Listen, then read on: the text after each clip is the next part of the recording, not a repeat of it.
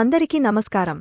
ఉషోదయ ఛానల్కి స్వాగతం. ముందుగా ఓం శ్రీమాత్రే నమః అని కామెంట్ పెట్టి లైక్ చేసి మా ఛానల్ని సపోర్ట్ చేయండి ఫ్రెండ్స్. ప్రతి సంవత్సరం శ్రావణ మాసంలో వచ్చే రెండో శుక్రవారం నాడు వరలక్ష్మీ వ్రతాన్ని జరుపుకుంటారు. తమ కుటుంబ శ్రేయస్సు కోరుతూ, వివాహిత స్త్రీలు భర్త సంక్షేమాన్ని కోరుతూ మంగళ గౌరీ వ్రతంతో పాటు కుటుంబం అంతా ఐశ్వర్యం, ఆరోగ్యంతో జీవించాలని కోరుకుంటూ శ్రావణ శుక్రవారం రోజున వరలక్ష్మీ వ్రతం జరుపుకుంటారు. ఈ వ్రతాన్ని ఆచరించడం వల్ల లక్ష్మీదేవి అనుగ్రహం లభిస్తుందని నమ్ముతారు. ఈ సందర్భంగా వరలక్ష్మీ వ్రతం రోజున ఏ పనులు చేయాలి, ఏ పనులను చేయకూడదనే పూర్తి వివరాలను ఇప్పుడు తెలుసుకుందాం. ఆ శ్రావణ శుక్రవారం రోజు వరలక్ష్మీ వ్రతం ఏ విధంగా చేసుకోవాలి? వరలక్ష్మి వ్రతం కొత్తగా చేసుకునే వాళ్లు కానీ, ఎప్పటినుంచే చేస్తున్న వాళ్లకు కానీ చిన్న చిన్న డౌట్స్ ఉంటాయి కదా. ఆ డౌట్స్ అన్ని క్లారిఫై అయ్యేలాగా శ్రావణ శుక్రవారం రోజు వరలక్ష్మి వ్రతం ఏ విధంగా చేసుకోవాలి, ఇలా చేయాలి. అలాగే ఆ రోజు పూజ అయిన తర్వాత ముఖ్యంగా చేయవలసిన పనింటి ఇవన్నీ కూడా ఇవాళ నేను మీతో ఈ వీడియోలో షేర్ చేసుకుంటానండి. వీడియో చూసిన తర్వాత మీకు నచ్చితే తప్పకుండా వీడియోని లైక్ చేయండి, అలాగే స్కిప్ చేయకండి, అప్పుడే వీడియో మీకు పూర్తిగా అర్థమవుతుంది. ఈ వ్రతం ఆచరించడానికి ముందే ఇల్లంతా శుభ్రంగా ఉంచుకోవాలండి. ఎక్కడ కూడా బూజు లేకుండా నీట్గా క్లీన్ చేసుకోవాలి. అలాగే కిచెన్ మొత్తం చాలా శుభ్రంగా ఉంచుకోవాలండి. బోధింకలు లాంటివి తిరగకుండా నీట్గా బూజు లేకుండా ఇల్లంతా కూడా శుభ్రం చేసుకోవాలి. అలాగే వ్రతం చేసే ముందు రోజే ఒక 3 విషయాలు జాగ్రత్తగా మనం గుర్తుంచుకోవాలండి. ఒకటి, మెయిన్ డోర్ అనేది చాలా నీట్గా ఉండాలి. ఇక్కడ దుమ్ము కానీ డస్ట్ కానీ లేకుండా శుభ్రంగా మెయిన్ డోర్ గుమ్మం అనేది క్లీన్ చేసుకోవాలి. అలాగే కొంతమంది ఇంట్లో నాన్ వెజ్ అనేది స్టాక్ పెట్టుకుంటారు కదా, ఫ్రిడ్జ్లో కానీ, లేదా ఎండు రొయ్యలు, ఎండు చేపలను, ఇలాంటివి అస్సలు ఇంట్లో లేకుండా చూసుకోవాలి. అలాగే మనం పూజ చేసే ప్రాంతంలో కానీ, పూజ మందిరానికి కానీ ఇలాంటి వస్తువులు లేకుండా చూసుకోవాలి.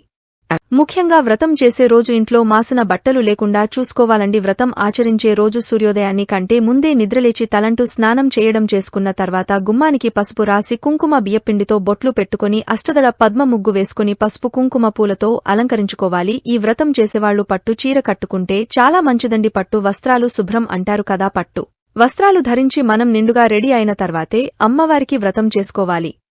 తులసి కోట దగ్గర దీపారాధన చేసుకోవాలి. తర్వాత మనం నిత్య పూజ ఏ దేవుడి మందిరంలో అయితే చేసుకుంటామో అక్కడ కూడా నైవేద్యం పెట్టి దీపారాధన చేసి హారతి ఇచ్చిన తర్వాత వ్రతాన్ని ప్రారంభించుకోవాలి. ఈ వ్రతం చేసుకోవడానికి ఎలాంటి ఆనవాయితీ అక్కర్లేదండి. సౌభాగ్యం కోసం చేసుకుంటున్నాం కాబట్టి పెళ్లి అయిన ప్రతి స్త్రీ కూడా వరలక్ష్మి వ్రతం చేసుకోవచ్చు. పెళ్లి కాని వాళ్లు కూడా చేసుకోవచ్చు. వ్రతం చేసుకునే ముందు రోజే అమ్మవారిని నిండుగా తయారు చేసి పెట్టాలి అనుకునేవాళ్లు ముందు రోజే అలంకరించుకుని పెట్టుకోవచ్చు. అలంకరించుకోలేని వాళ్లు ఫోటో కూడా పెట్టి చేసుకోవచ్చు. పూజలో దీనికి కూడా ఆనవాయితీ ఏమీ అక్కర్లేదు. మనం పెట్టేది విగ్రహం కాదు కాబట్టి ముందుగా ఆ పీఠం కోసమని కింద అంటే నెల మీద ఆవు పేడతో అలికి తర్వాత అష్టదళ పద్మ ముగ్గు వేసుకోవాలండి. అమ్మవారు తామర పువ్వుల్లో ఉంటుంది కదా, అందుకే పద్మం ముగ్గు వేయాలి. కాబట్టి పద్మ ముగ్గు వేసుకుని దానిపైన పీఠం ఏర్పాటు చేసుకోవాలి. పసుపు రాసి కుంకుమ బొట్లు పెట్టుకుని పద్మ ముగ్గు వేసుకోవాలి. ముగ్గు వేసేటప్పుడు బియ్యపిండిని మాత్రమే వాడాలి, అండి ముగ్గు వాడకూడదు. అమ్మవారి ఫోటో కాని విగ్రహాన్ని కాని ఉంచాలండి. విగ్రహం పెట్టిన డైరెక్ట్గా పెట్టకూడదు. కింద బియ్యం పోసుకుని ఆ బియ్యం పైన తమలపాకు ఉంచి ఆ తమలపాకులో కొద్దిగా పసుపు కుంకుమ వేసుకుని దానిపైన అమ్మవారి ఫోటోలు కాని విగ్రహానికి పెట్టుకోవాలి. నారాయణి ఫోటో కాని విగ్రహం కాని తప్పనిసరిగా పెట్టుకుని పూజించుకోవాలండి. కలశాన్ని ఏర్పాటు చేసుకుని పెట్టుకోవాలి అనుకుంటే ఆ పీటపైన కొద్దిగా బియ్యం వేసి ఆ బియ్యం పైన అష్టలక్ష్మి చెంబును ఉంచి చెంబుకి పసుపు కుంకుమతో బొట్లు పెట్టుకుని ఆ చెంబు నిండుగా నీళ్లు పోసి ఆ నీళ్లలో కొద్దిగా పసుపు కుంకుమ గంధము అక్షతలు, ఒక వెండికాయం కాని రాగికాయం కాని వేసుకుని అందులో కొద్దిగా పచ్చ కర్పూరం కూడా వేసుకోవాలి. అందులో కొన్ని మామిడాకులు ఉంచి ఆ మామిడాకులపైన పసుపు కుంకుమ రాసిన కొబ్బరికాయని ఉంచాలి. ఈ వ్రతంలో లక్ష్మీ స్వరూపంగా భావించి కొంతమంది కలశంలోనికి అమ్మవారిని అవగాహన చేసుకుంటారు, కొంతమంది ఫోటోకి పూజ చేస్తారు, కొంతమంది విగ్రహానికి పూజ చేస్తారు. కలశానికి కాని మనం పెట్టుకున్న అమ్మవారి విగ్రహానికి కాని దేనికైనా సరే పూజ అన్నీ సిద్ధం చేసుకుని ఒక చిన్న వినాయకుడి విగ్రహం కాని లేదా పసుపుతో చేసిన వినాయకుడిని కాని పూజలో ఉంచుకోవాలి. ముందుగా దీపాన్ని వెలిగించి పూజని ప్రారంభించాలి. ఈరోజు ఆవు నెయ్యితో దీపాన్ని వెలిగిస్తే చాలా మంచిదండి. లక్ష్మీదేవికి ఇష్టం కాబట్టి మనం ఎన్ని ఎక్కువ దీపాలతో అమ్మవారిని పూజిస్తే ఆమె అంత సంతోషిస్తుంది. దీపాన్ని వెలిగించే ముందు తోరాన్ని రెడీ చేసుకుని సిద్ధంగా ఉంచుకోవాలండి. దారం బంతిని 9 పోగులు తీసుకొని 9 ముడులు వేస్తూ ఒక్కో ముడికి ఒక్కో మంత్రం చదవాలి. వరలక్ష్మి వ్రత బుక్లో ఉంటుంది. ఆ ఒక్కొక్క నామాన్ని చదువుతూ 9 ముళ్లు వేసి మదిలో పుష్పాన్ని ఉంచి సిద్ధం చేసుకోవాలి. ఈ తోరము మనం పూజలు కూర్చుని వ్రతం చేసుకునే వాళ్లు కట్టుకోవాలి. అలాగే మనం ఎంతమందికైతే వైనం ఇస్తున్నామో అంతమందికి కూడా ఈ తోరము రెడీ చేసి అమ్మవారి దగ్గర ఉంచాలి. వ్రతకల్ప బుక్లో మీకు తోరపూజ అని వస్తుంది కదా, అప్పుడు ఆ తోరముకి పూజ చేసి ముందుగా వ్రతం చేసేవాళ్లు తోరము కట్టుకుని తర్వాత చివరిలో వాయనం ఇచ్చే వాళ్లకి కట్టాలి. ఇలా పూజని ప్రారంభించి లక్ష్మీనారాయణ గారిని కూడా ఆవాహం చేసుకున్న తర్వాత పంచామృతంతో అభిషేకం చేసుకోవాలి.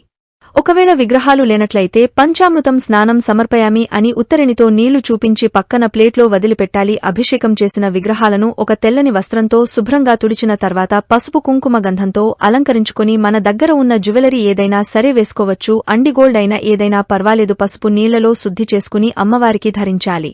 ఈ ఆభరణాలన్నీ కలశానికి వేసి పూజ చేసుకోవచ్చు అమ్మవారికి. ఇలా పక్కన ఒక వెదురు బుట్టలు అసత్యం నిండా పువ్వులు పెట్టి పెడితే చాలా ఇష్టం. అండి వ్రతం ప్రారంభించే ముందు వినాయకుడికి షోడశోపచారాలతో అష్టోత్తరం చేసుకుని నైవేద్యం సమర్పించుకున్న తర్వాత అమ్మవారిని పూజించే ముందు పూజలో పసుపు కొమ్ము పెట్టి పూజ చేసుకోవాలండి. అభిషేకం చేస్తున్నట్లుగా ఉండే ఏనుగు విగ్రహాలు ఉన్నట్లయితే అమ్మవారి ముందు ఉంచి పూజ చేసుకోవచ్చు. అమ్మవారి కంటే ముందుగా నారాయణుడికి పూజ చేసుకోవాలండి. అక్షిత పూలతో కాని నారాయణుడి అష్టోత్తరం చేసుకున్న తర్వాత అమ్మవారికి అష్టోత్తరం చేసుకోవాలి. అమ్మవారికి ఎర్రని పూలు కాని సువాసన వచ్చే జాజిపూలు, మల్లెపూలు లేదా ఎర్రని అక్షింతలు వీటిలో ఏదైనా సరే అమ్మవారికి అష్టోత్తరంలో వాడొచ్చు. ఇలా లక్ష్మీనారాయణ అష్టోత్తరం చేసుకున్నాక వ్రతం కల్ప బుక్లో వస్త్రం సమర్పయామి అని వచ్చినప్పుడు అమ్మవారికి ఈ విధంగా చీర, జాకెట్టు, 2 జతల గాజులు, తాంబూలం, పసుపు, కుంకుమ, దువ్వెన, అర్థము పౌడర్ వీటితో పాటు అలంకారానికి అవసరమైన ఏవైనా సరే మీరు అమ్మవారికి సమర్పించుకోవచ్చు. ఇలా అమ్మవారికి సమర్పించిన చీరను ఇంటికి ఎవరైనా ముత్తైదువును పిలిచి ఆమెను లక్ష్మీ స్వరూపంగా భావించి ఆ ముత్తైదుకి ఈ చీరను వాయనంగా ఇస్తే చాలా మంచిదండి. లేదంటే వ్రతం ఆచరించిన వాళ్లైనా సరే ఈ చీరను ఉంచుకోవచ్చు.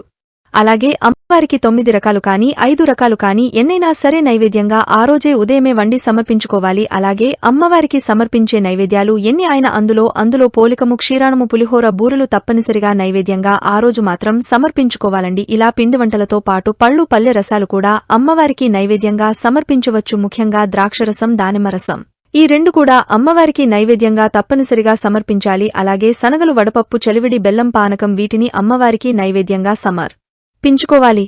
పూజలో మనం ఎంతమంది ముతైదువులకి వాయనం ఇవాళో అవి ముందే అలాగే వాయనాలన్నీ కూడా ఒక ప్లేట్లో సిద్ధంగా ఉంచుకుని పక్కన ఉంచుకోవాలండి. వనంలో ముఖ్యంగా ఉండవలసినవి జాకెట్ ముక్క లేదంటే చీర, పసుపు కుంకుమ, గాజులు, పువ్వులు, ఆకు వక్క, అరటి పళ్ళు, శనగలు వీటితో పాటు మీరు విడిగా ఏమైనా ఇవ్వాలి అనుకుంటే ముతైదువులకి వాయనంగా సమర్పించుకోవచ్చు. శనగల్ని వాయనంలో ఇవ్వడం వల్ల కొంతమంది దోషాలు పోతాయి అని అనుకుంటారు. అండి వచ్చే మార్పుల్లో అనారోగ్య సమస్యలు రాకుండా ఆరోగ్యంగా ఉండాలని వాయనంలో శనగలు ఇస్తారండి. ఇలా అమ్మవారికి ధూపదీప నైవేద్యాలు సమర్పించుకున్న తర్వాత మంగళహారతిని ఇవ్వాలి. ఈ వ్రతాన్ని ఉపవాసం ఉండి ఆచరించాలండి. వ్రతం చేసిన రోజు కూడా ఉపవాసం ఉండాలి. అంటే వంటి పుట్ట భోజనం చేసుకోవాలి. ఉదయం రాత్రికి టిఫిన్ లాంటిదే ఏదైనా తినొచ్చు. వ్రతం చేసిన రోజు మంచం పైన పడుకోకూడదు, నేలపై పడుకోవాలి. ఇలా అమ్మవారి పూజ మొత్తం పూర్తి చేసుకున్న తర్వాత ఒక్క ముత్తైదుకైనా సరే వాయనం ఇచ్చి భర్త కాళ్లకి నమస్కరించి ఆశీర్వాదం తీసుకున్న తర్వాత మనం ఉపవాసం చెల్లించాలి. అప్పుడు భోజనం చేయాలి. మిగిలిన వాయనాలు తర్వాత అయిన సాయంత్రం ఇవోచు ఇంటికి వచ్చిన ముతైదువుని కూర్చోబెట్టి కాళ్లకు పసుపు రాసి గంధము, కుంకుమ పెట్టిన తర్వాత ఇస్తినమ్మ వాయనం అని వాయనం సమర్పించుకోవాలి. ఈ వీడియో మొత్తం వరలక్ష్మి వ్రతం రోజు అమ్మవారికి చేసుకునే పూజ విధానంని మీ అందరికీ అర్థమయ్యేలాగా చెప్పాను అని అనుకుంటున్నాను. ఈ వీడియో చూసిన తర్వాత మీకు నచ్చితే తప్పకుండా వీడియోని లైక్ చేయండి, షేర్ చేయండి. మరిన్ని మంచి వీడియోస్ కోసం మా ఛానల్ని సబ్స్క్రైబ్ చేయండి.